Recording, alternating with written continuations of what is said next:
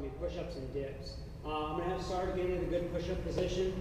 What I'm looking for here is he's got his trunk nice and engaged. That core is nice and engaged all the way from his chest here to his knees.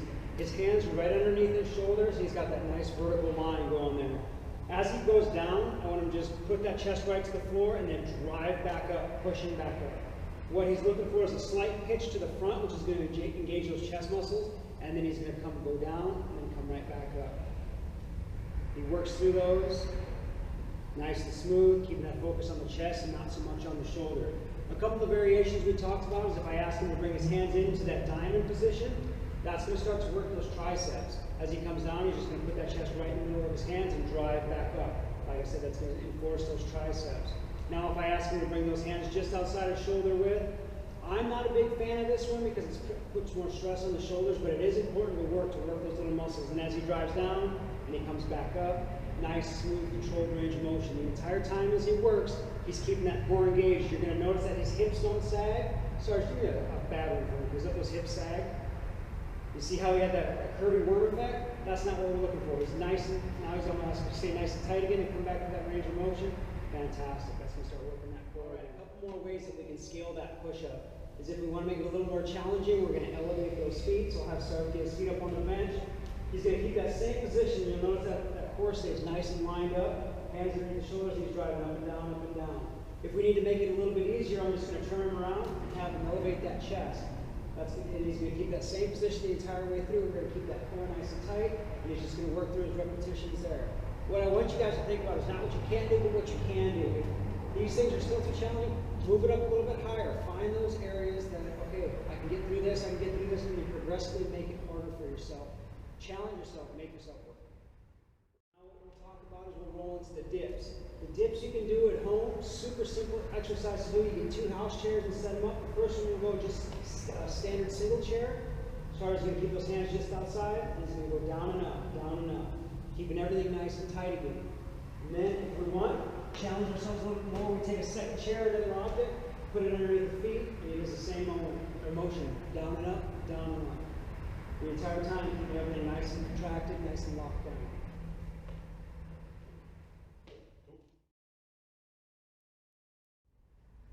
So a couple options you may have at home to work on the upper body as well, maybe pull-ups or rows. Some people have pull-up bars at home. You can make some. We'll show you that at the end of the video and some of the do-it-yourself links that we'll show. And then a couple things to keep in mind with the pull-up. If you can do them, great. If not, we've got some ways you can scale around. So first of all, when we look at doing a regular pull-up, I'm looking for a few things.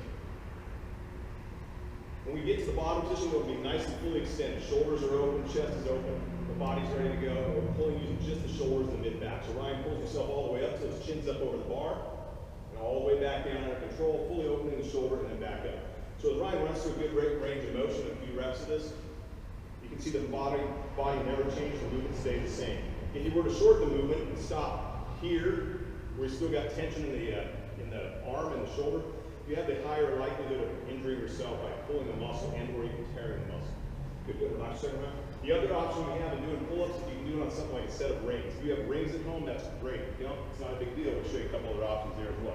But rings provide a great way to get the same movement in, just in a much more strict fashion. So again, as Ryan pulls, his body naturally goes through its range of motion, wrists turn inwards, he comes into a position where the biceps help assist at the top of the movement. Regardless of whether he's doing the pull-up on the rings or the bar itself, the mechanics stay the same. Nice strong body position, full open shoulder at the bottom, chin all the way into the hands at the top, so we've got a full contraction of the muscle group at the top of the movement. There are a couple ways to scale this. I know some folks don't have rings at home. Earlier we showed you that crazy rope that I had. What you can do is you can buy yourself a nice Home Depot rope, tie it off in a specific length, and you can do a couple things with it. One, you can tie it off on a pull-up bar or some similar bar within maybe your garage or some rafters. I've got these handles on here, but you can run the rope through a piece of PVC and actually make a handle. You can have some of your own TRX suspension system. You can do ring rows and body rows and even push-ups on it. You can also take this rope, tie a knot in the end of it, and run it through the top of a door and close the door on it. Just make sure it's nice and secure, and you can accomplish the same thing. If we're doing body rows on this, Ryan's going to put his hands inside the handles, lay himself all the way back till he's fully opened up in the shoulder, and he's going to draw himself all the way in so the handles are touching the chest, and he's thinking about getting his elbows as far behind his back as he can, and then all the way back down, and all the way back in. Your grip doesn't matter too much as what your hands are doing. They can relax and be as neutral as possible and run through a free range of motion. It's entirely up to you. Again, this is not an easy exercise, but it is an alternative to doing pull-ups if you can't do pull-ups. If you need to make it easier, you can scoop yourself back a little bit so you're in a more vertical position. Both these provide a great way to work the upper back and the shoulders to balance out what you're doing with the chest on the dips and the push-ups you may have done earlier. Okay, the next set of exercises we're going to talk about are squats and lunges. We'll start off with the squat. What I'm looking for from Sarge is his feet are just outside his hips, his toes are slightly pointed out, give or take to about 30 degrees. If you're wondering what 30 degrees looks like this. As Sarge starts his movements, I want him to set his butt back, and he's going to go down just like he's sitting in the chair. He's going to stand back up, and he's going to go through that range of motion again. If you'll notice, as he comes down, Sarge, can you just turn towards the camera? Sure. As he squats down, he's driving his knees out so they stay right with his feet, keeping that nice solid line. That's going to take the pressure off of your knees when we come back up, and it's going to help move through this movement a lot nicer. As he rolls through those squats, it's just a nice free-flowing movement. His chest is staying up, he's bringing his arms out in front to balance a little bit, but nothing really changes. He's sitting right in that, his feet are nice outside his hips, working through a nice range of motion. The next thing I'll ask him to do is I'm asking him to do a lunge. Now, the big thing we want to remember with the lunge is we're not letting that knee drift forward past the front of the toe. As Sarge comes down, he's got that nice 90-degree angle from his thigh to his shin, and he's just walking through. You can walk these out, you can do them in place.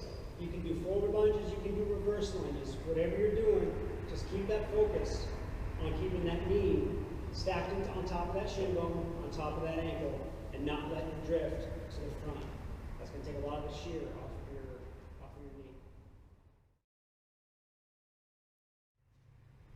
So another option you guys have for working out at home are doing what we call primal movements. And primal movements will make get your neighbors talking if you're doing them in the driveway at the local park, but they're extremely effective for developing a lot of strength, muscular endurance, and they're giving you a heck of a workout in a short amount of time. They look weird, but trust me, they work. The first one we're going to talk about is the bear crawl. Most of us have done these when we're kids, still do it today when we're adults. Hand and feet move together, we walk a certain distance set out. You can walk it forwards, you can walk it back, you can walk forward and backwards, it doesn't matter however you want to do it. Again, a real tough movement. You can even do this movement sideways, if you're doing like a sideways shuffling bear crawl. A little trickier, but it's effective. Another movement we have is what we call our crab walk. Most of us did these when we were in grade school. Hands, feet, chest towards the air, and we're walking backwards. You can also walk that forward. Again, real hard on the shoulders and triceps. Puts a lot of effort in those small muscle groups. Another movement that's a favorite of ours is the gator crawl. This is a great movement for stretching as well as for getting a workout.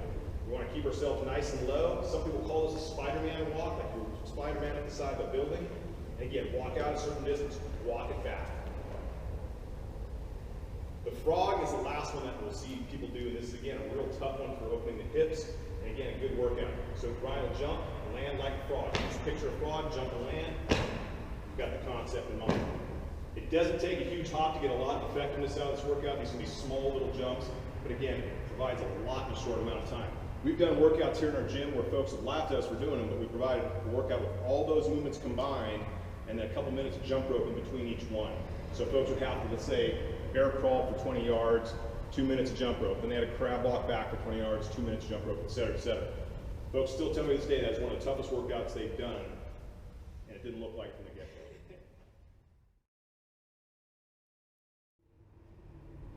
There have been days where you're looking for a workout and you can't find anything to do. One of the most simple things and effective you can do is A, get out and run, but long, slow distance isn't always the best thing to do all the time. Sprinting may be your better option. Now, it doesn't take a lot to sprint. Folks, I think some say they have to go to a track and run on a track. That's not the case. You can get on your street and go ahead and pace out a certain amount of yards, whether it's 25, 50, or 100 yards, and you can do intervals back and forth. We're pretty fortunate inside this gym to have a laid out track of 25 meters here, but you can make this thing happen in your own driveway or on your own street. There are a couple options, of course. You can run a distance out, rest, run a distance back, rest, run that for 6 or 7 interval rounds. Another option is doing what we call suicide sprints. So if Ryan were to run, he'd run out to the 10 and then back. And all the way out to the 20 and back. and then back home, and then he can run out even further if he wanted to. But nonetheless, you can take these sprints and you can make them as hard as you want, as easy as you want. Nice thing with these sprints is you can do something like a suicide sprint and then come back to the start point and do a certain amount of squats and push-ups, rest for 2 minutes, do that again for like 5 rounds. You've got a heck of a workout on your hands. That's a great way to get a lot done in a short amount of time. Almost zero equipment needs at all.